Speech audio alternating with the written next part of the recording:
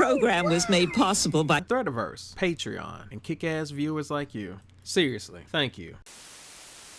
Now, I love comic book movies. I'm willing to say that they aren't the best because, well, they aren't. But I enjoy them anyways. There's nothing wrong with that. What matters to me the most is that there is heart and soul put into the movies that come out, or at least that they try. It's not a complete failure if the people enjoy it though. So I decided to finally check out Birds of Prey after being long put off by the trash fire that is Suicide Squad. Which was only bad because they got rid of Slipknot, the man that can climb anything. So how does Birds of Prey stack up, or this long-ass Harley and the Emancipated blah blah blah something or other? Well, let's see. The movie starts off animated, giving you a little backstory on Harley Quinn and Joker and their little situation together. If they had let this movie stay animated, it would have automatically been better, just because it's DC. Which, can we talk about that for a second? How come DC is so good at animated movies but mediocre at live action films, but Marvel sucks at animated movies aside from Into the Spider-Verse, which holy shit, that literally brought me to tears. If you have not watched it, for the love of God, watch it. Watch it. In this film, Harley is supposed to be overcoming the Joker. No, not that Joker. Man, if it was this Joker, she would probably still be with him. Hell, I'd be with him. Yeah, that's it, the fuckboy Joker. Oh, I'm not gonna kill you. I'm just gonna hurt you. Really, really bad. So we come in on Harley. She's having fun, having a blast, causing property damage, doing her little quirky thing. Haha, I'm so zany! As Harley goes about her day, the story eventually pans to the first villain, which is Black Mask. He's one of the wacky types of villains, and we'll talk about that later on down the line. Harley's doing the hashtag relatable thing. Food, am I right, guys? Don't you love food? Food gets me real hot and bothered. Please smash like, comment down below. How do you do, fellow kids? So she gets chased by the hot mature cop. Shut up, that's my kink. They also do the 80s cop movie cliche, which I don't care if you point it out, you're still doing the cop cliche. Now you get down to that strip joint and you do it by the books, you got it? The mayor is in my ass and blah blah blah. Harley goes to the police station. She kicks the shit out of the police. Like, man, it's almost as if they're extras and not trained cops, but it's a good fight scene. The John Wick fight choreographer actually did a great job.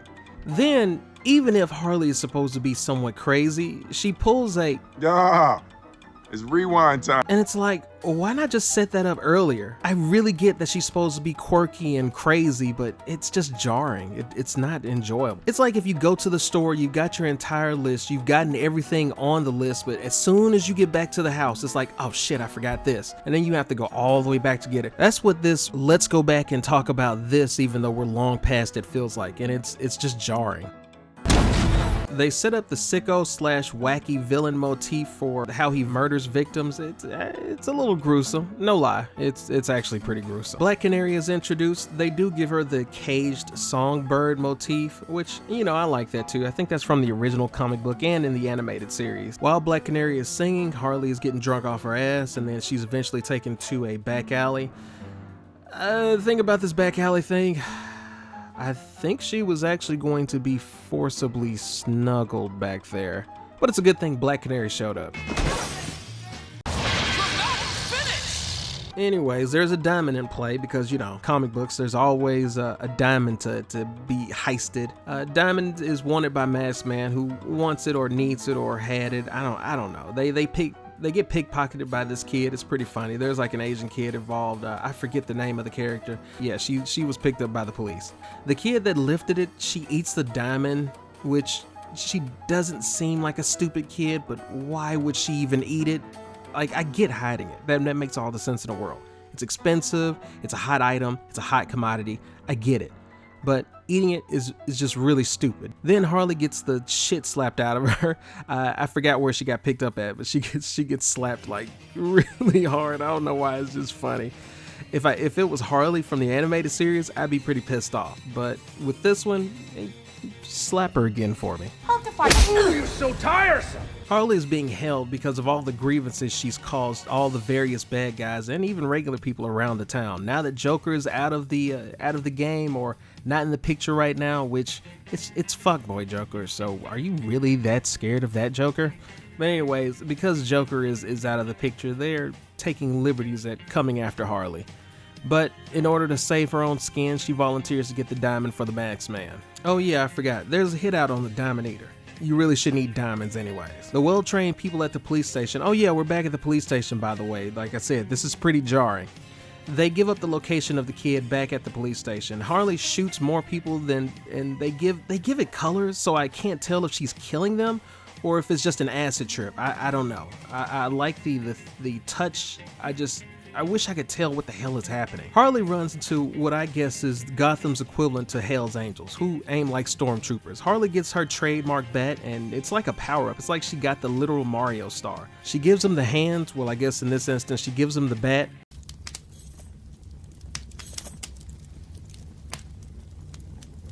I do cocaine. Yeah, I think actually here I got my answer on the color and the shooting effects. She shot someone dead in the head. There's no pretty colors there. They're just done. Headshot. Harley escapes with the diamond muncher, and they go shopping. And I guess Harley's got a Taiwanese foster granddad or something. I don't know what's going on here. Oh yeah, Huntress eventually shows up. That's a thing. They give her a solid backstory. Matter of fact, they give her the best backstory in this whole movie. I even was like, oh, like that was actually that's pretty messed up. When a bad guy saves her from death, like no, really, it was really sad. Even though it was like 3 minutes, it was really sad. Back at the club, which I assume Max Man owns, he has an episode. You know when something bullshit happens to you and someone's laughing somewhere in the background and it feels like they're laughing at you? Yeah, he has this problem, and he takes it out on some random girl. What are you laughing at, Erica? Reuben, you gotta hear this. It's Get on the table. Oh, you're being a total kook. Get on the fucking table. Oh, just take it easy, man. This happens all the while Black Canary is performing on stage, and the actor that plays her, she sings pretty well. She doesn't like Max Man being a complete dick to that random chick, and we eventually get panned to Harley and Diamond Muncher. Honestly, I forgot her name. I'm going to remember her name later. But we get back to Harley's Taiwanese granddad's house, and I think it's like he has like an Asian food restaurant. Turns out Asian food, Grandpa sold her out and said it's just business. We've got to have money. After the top 10 anime betrayals happens, Harley sets up a deal to get the girl back to the psycho villain.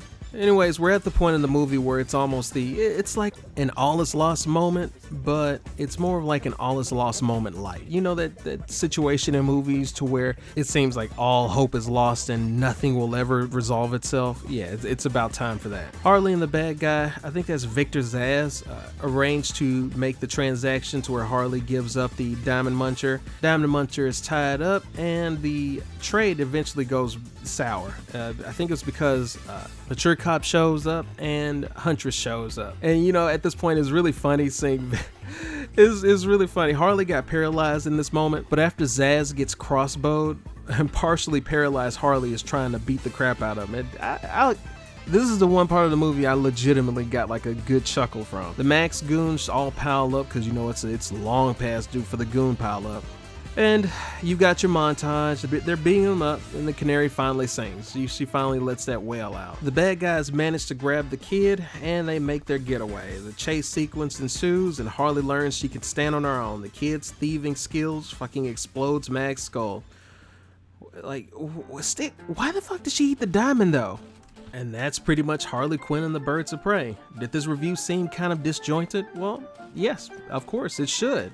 And that's because the movie feels disjointed. You can make the case and say, okay, Harley is crazy, quirky, and wacky, and all that other good stuff. So, of course, if she's telling the story, it's not going to make cohesive sense, but that still doesn't give an excuse on having a fractured story. I mean, I guess in a sense you could say that it's completely fine, but just on the senses, on just like general thought, it doesn't feel like a very fun story to watch when it's just kind of jumping all over the place. Like a lot of people, when you tell a story, you want a cohesive, straight narrative. Like this happens, this happens, this happens, this leads to this happening. It's painfully jarring. The fight scenes were pretty fun. I'll have to give it to you. Like I said, the choreographer for John Wick was involved, and it definitely shows. I enjoyed the fights for the most part. The script really wasn't that good though. And trying to be a Hot Topic version of cool really isn't that cool. I don't expect child actors to be consistent with their acting, but the actor playing Kane, oh yeah, the Diamond Muncher is Kane, by the way, I'm sorry about that. was a hit and miss. The characters really weren't that likable, except Huntress. I like Huntress. Hot Topic Harley is really annoying to me. This is my Harley. Animated series Harley.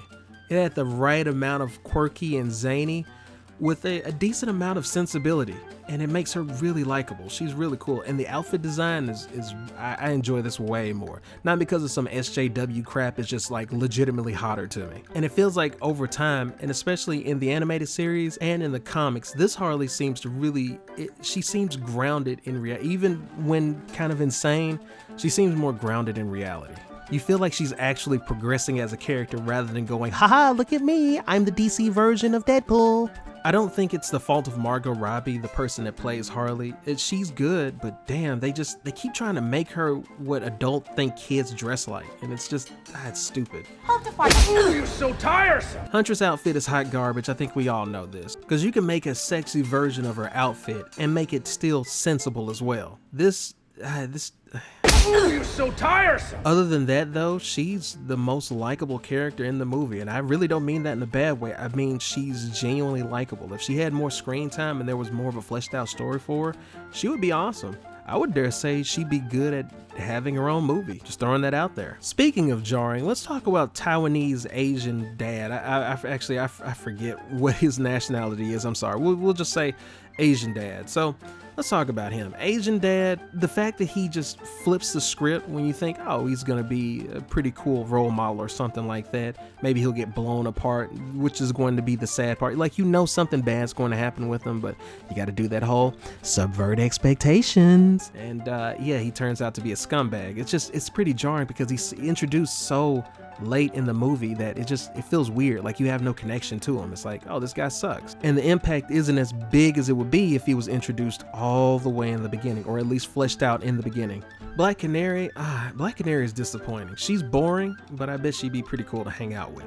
Which is, like I said, it's a shame that she's so boring, because the Black Canary in the animated series and in the comics, that one's actually pretty cool. Are we dead yet? No. Are we dead yet? Look, if we die, I promise I'll let you know. Now let's talk about Black Mask and or Harley.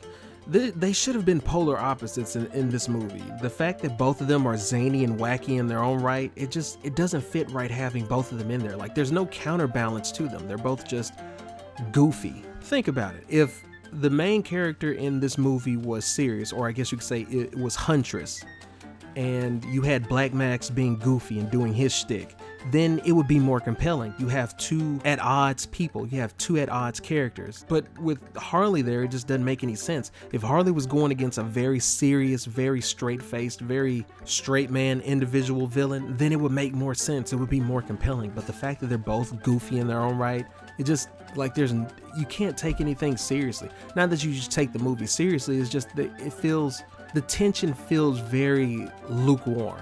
You're so tiresome. Because the jokes are generally bad, and if the jokes are bad and then the movie's not compelling, then why the hell am I watching this movie? This movie, it's just, it's an eh. It's a giant eh. I will say this though, at least it's not Charlie Angels or Suicide Squad, baby. Come on.